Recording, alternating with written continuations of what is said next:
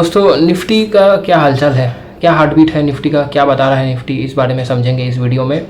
और आने वाले दिनों में स्टॉक मार्केट कैसा रह सकता है, हमें इन्वेस्टमेंट कितने लॉन्ग टर्म के लिए करना चाहिए, इन्वेस्टमेंट का क्या हाल होगा, पोर्टफोलियो का क्या हाल होगा, लॉस में रहेगा या प्रॉफिट में रहेगा, इस बारे में पूरा इस वीडियो में डिस्कस कर लेते हैं शॉर्ट में। ज़्यादा टाइम आपका नहीं लूँगा और चलिए बात कर लेते हैं कि लॉन्ग टर्म कैसा रहेगा। तो देखिए, जहाँ तक मुझे लग रहा है कि ट्रंप का जो भी टैरिफ है, इस बारे में जो भी अभी तक नेगेटिव न्यूज़ है, ये जैसे ही पॉजिटिव में बदलेगा तो स्टॉक मार्केट भी उसी दिन से पॉजिटिव में बदल जाएगा।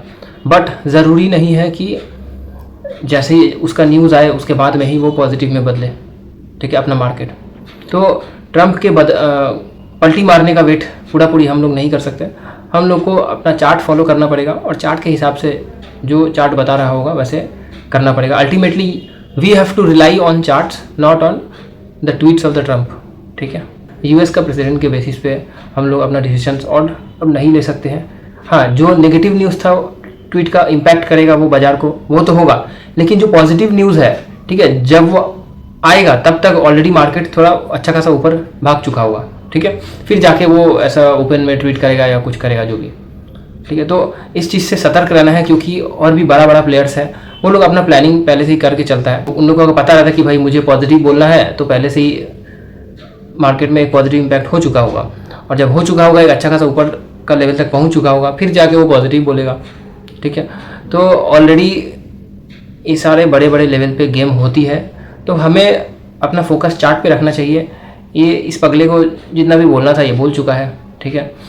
अब इसका इम्पैक्ट जितना होना था वो हो चुका है, ठीक है। तो इससे ज़्यादा कुछ नेगेटिव बोलता है तो उस पर ध्यान रखना है, क्योंकि अगर ये पॉजिटिव बोलेगा तो पॉजिटिव इसके बोलने के पहले मार्केट भाग चुका होगा एक सर्टेन लेवल तक, ठीक है। तो इस पगले के बेसिस पे अपना इन्वेस्टमेंट को नहीं तोड़ना चाहिए। अगर आप इन्वेस्टेड हैं तो आप बने रहे, इंडिया पे आपका ट्रस्ट बने रहना चाहिए। और इंडिया पे जो ट्रस्ट है, जिसके ऊपर आप बेस करके यहाँ अपना पोर्टफोलियो बनाने आए थे इंडियन मार्केट में, तो उस पर आपको रिलाई करके आगे फर्दर कंटिन्यू करना चाहिए, ठीक है। Basically I am talking about the fundamental, कि कोई भी कंट्री के अंदर में अगर आप इन्वेस्टमेंट करने जा रहे हैं तो उस कंट्री के ऊपर आपको भरोसा होना चाहिए कि हाँ भाई ये कंट्री अच्छा परफॉर्म करेगी आने वाले कुछ सालों में, ठीक है। और आने वाले मे बी 20, 25, 30 ईयर्स या फ्यूचर, बेसिकली फ्यूचर आपको ब्राइट दिख रहा है उस कंट्री का, तब आप जाके इन्वेस्ट करते हो। तो अगर ये सोच के आपने इन्वेस्ट किया था तो don't change it, because future तो ब्राइट है ही, इसमें कोई डाउट नहीं है, ठीक है। बाद बाकी शॉर्ट टर्म का अगर मैं आपको बताऊँ तो हाँ, शॉर्ट टर्म में 25,040, ठीक है, 25,040 के ऊपर अगर मार्केट, मान लीजिए अगर आप बहुत सेफ खेलना चाहते हैं तो आप पहला 1.5 घंटा देखें, पहले 1.5 आवर्स के बाद अगर आपको मार्केट इस लेवल के ऊपर दिखता है, 25,040 के ऊपर ही दिखता है ट्रेड होते हुए, तो एक अपसाइड का एक प्लान किया जा सकता है, ठीक है। बट बहुत ही सतर्क रह के, मेरे ख्याल से अगर आप बहुत ही सेफ खेलना चाहते हैं तो, और ज़्यादा सेफ अगर खेलना चाहते हैं तो इस वीक का कैंडल का क्लोजिंग एक बार देख लीजिए। कल फ्राइडे है, कल लास्ट डे है इस वीक का, तो जैसा कैंडल क्लोज होता है उसके हिसाब से फिर नेक्स्ट वीक का मार्केट रहेगा, ठीक है।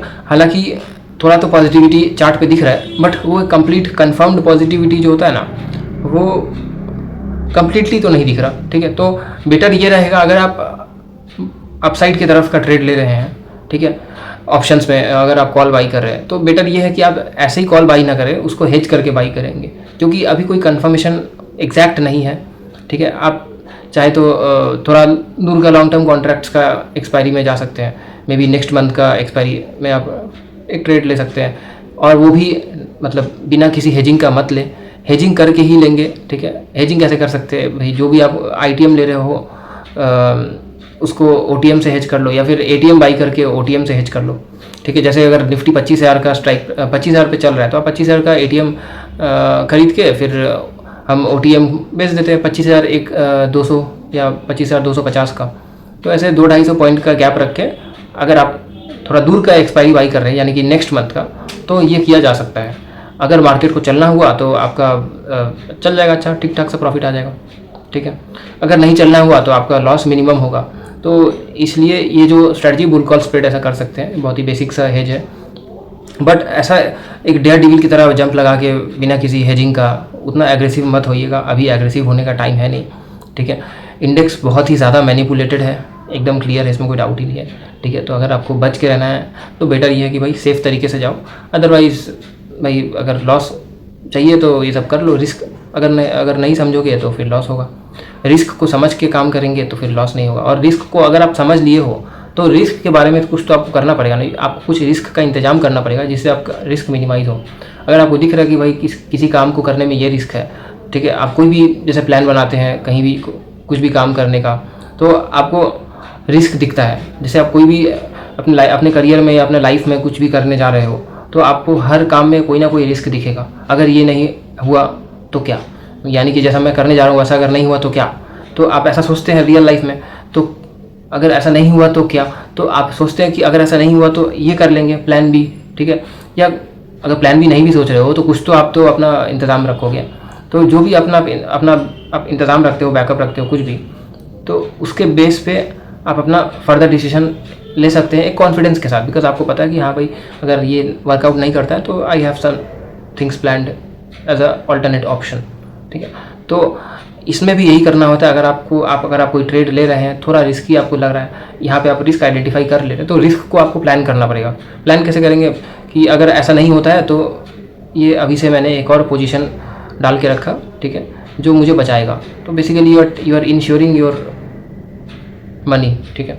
तो अगर आप ATM बाई कर रहे हैं तो अगर आप OTM को at the same time sell भी कर दे रहे हैं तो आपने अपने पोजीशन को इंश्योर करा, आपने अपने पैसे को भी इंश्योर करा, ठीक है, रिस्क को मिनिमाइज़ करा। अब यहाँ से अगर चलना हुआ तो आप एक चीज़ समझिए, एक तो नेक्स्ट मंथ का ऑप्शन है, ठीक है, तो उसमें प्रीमियम अच्छा खासा तेज़ी से बढ़ेगा, ठीक है। ATM जब ITM होने लगेगा तो वो उसका प्रीमियम ज़्यादा बढ़ेगा, बट OTM का जो प्रीमियम है वो स्लाइटली धीरे धीरे बढ़ेगा compare to the ATM strike, ठीक है। तो इसके वजह से आपको स्क्रीन पे प्रॉफिट दिखेगा। अब बहुत बड़ा प्रॉफिट का उम्मीद मत रखिए, क्योंकि शॉर्ट टर्म क्विक मनी ही सबसे बड़ा कारण है। ये जो ऑप्शन सेगमेंट है, फ्यूचर एंड ऑप्शन सेगमेंट है, इसमें लॉस होने का सबसे बड़ा कारण है शॉर्ट टर्म क्विक मनी का एक्सपेक्टेशन। तो जितना हो सके आप अपना रिस्क को अगर समझते हुए ट्रेड लेंगे तो आपको लॉस नहीं दे सकता मार्केट। इतना आसान नहीं है कि लॉस दे दे। अगर आप एक डिसिप्लिन अप्रोच फॉलो करते हुए अगर आप कोई भी ट्रेड लेंगे तो इतना ईजी भी नहीं है कि आपको लॉस हो जाए। तो शॉर्ट टर्म का तो यही है कहानी। 25,035 के ऊपर अगर निकलता है तो सेम डे में 25,140 तक का एक कैप है, ठीक है, वहाँ तक तो जा सकता है आराम से। बट 25,140 भी अगर तोड़ता है तो फिर वो लॉन्ग टर्म है। 25,140 का एक माइनर सा रेजिस्टेंस आप कह सकते हैं, उसको तोड़ भी सकता है। बट अगर सेम डे में आपको कुछ प्रॉफिट चाहिए तो आप 25,140 पे बुक कर सकते हैं, ठीक है। इस तरह से आप कर सकते हैं। बाद बाकी उसको जाना है तो और देखेंगे। बट मुझे ऐसा लग रहा है कि आने वाले और 1-2 महीने में मार्केट थोड़ा स्टेबलाइज हो जाएगा धीरे धीरे, और पॉजिटिव न्यूज़ भी आके एक अच्छा रैली आने वाला टाइम में मिल सकता है। तो इन्वेस्टर्स लोग को यही एडवाइस रहेगा कि आप लोग बने रह सकते हैं, ठीक है, क्योंकि मुझे तो कुछ ऐसा नेगेटिविटी नज़र नहीं आ रहा, सब कुछ तो ठीक ही लग रहा है। जितना भी चैलेंजेस है उसमें भी इंडिया अपना रास्ता निकाल रहा है, ठीक है। इंडिया के जो लीडर्स हैं वो लोग अच्छे हैं, वो लोग अपना होमवर्क करके रखते हैं हमेशा कि भाई ऐसे सिचुएशन में अगर हमारे पास कुछ तो रास्ता होना चाहिए अगर ऐसा कोई सिचुएशन आए, ठीक है। तो जो भी US का साइड से जो भी टेंशन्स है उसमें भी इंडिया अपना रास्ता ठीक निकाल लिया है और आगे भी ऐसा चलता रहेगा, ठीक है। Ultimately they have to rely upon us because there are lot of dependencies on India as well, ठीक है। तो पूरा सब कुछ चीज़ समझ के चले, कोई इसमें मेरे ख्याल से दिक्कत है नहीं। आप इन्वेस्टेड रहें। और शॉर्ट टर्म का जो मैंने बोला कि रिस्क बहुत ज़्यादा है फिलहाल फ्यूचर एंड ऑप्शंस में, ठीक है। इंडेक्स को अगर आप फॉलो करते हैं, इंडेक्स को ही ट्रेड करते हैं तो बहुत ही संभल के, ठीक है, जितना हो सके हेज करके आप आगे बढ़ेंगे तो आपका लॉस नहीं होगा, ठीक है। तो बहुत दिनों बाद वीडियो बनाया मैंने आप लोगों के लिए, ठीक है, पूरे मन से बनाया, पूरे दिल से बनाया, जिससे कि आपका जो लॉस है वो मिनिमाइज़ हो सके, आपका ट्रेडिंग करियर एक स्मूथ वे में चल सके, ठीक है। और याद रहे हर दिन ट्रेडिंग का अपॉर्चुनिटी नहीं मिलता है, ठीक है। कुछ सिलेक्टिव डेज़ में ही आपको ट्रेडिंग का अपॉर्चुनिटी मिलेगा। तो आपको चार्ट को फॉलो करते हुए चलना है। अगर चार्ट पे कुछ दिखता है तो मैं वीडियो बना देता हूँ, अगर कुछ अच्छा लेवल टूटता हुआ दिख रहा है तो मैं वीडियो बना देता हूँ। बाद बाकी अगर आपको ट्रेडिंग नहीं भी करना है, ठीक है, अगर आपको ट्रेड से दूर रहना है क्योंकि अभी कुछ अपॉर्चुनिटी बन नहीं रहा है, तो वो सब भी मैं बीच बीच में अपने चैनल पे बताता रहता हूँ। तो चैनल को ज़रूर से ज़रूर वीडियो को लाइक करिए और चैनल को ज़रूर से ज़रूर सब्सक्राइब करिए और जितना हो सके अपने दोस्तों में भी शेयर करें, जिससे कि एक हमारे रिटेलर कम्युनिटी में एडुकेशन बढ़े, क्योंकि ये ज़रूरी है। अगर आपको अपना पैसा सेफ रखना है, बचा के रखना है और एक सक्सेसफुल ट्रेडर बनना है स्टॉक मार्केट से ही। थोड़ा थोड़ा पैसा अगर आप बनाना चाहते हैं तो आपको लर्निंग बहुत ही ज़्यादा इंपॉर्टेंट है। लर्निंग पे पूरा फोकस रखिए। पैसा तो धीरे धीरे आ ही जाता है, जब सीख लेते हैं और उसको अप्लाई करना जानते हैं तो धीरे धीरे प्रैक्टिस करते करते वो आ जाएगा। ठीक है, तो आज के लिए दोस्तों इतना ही। मिलेंगे बहुत ही जल्द नेक्स्ट वीडियो में और भी कुछ अच्छे टॉपिक के साथ में मार्केट के बारे में थोड़ा डिस्कस करेंगे। ठीक है फ्रेंड्स, चलिए इजाज़त लेता हूँ, तब तक के लिए बाय।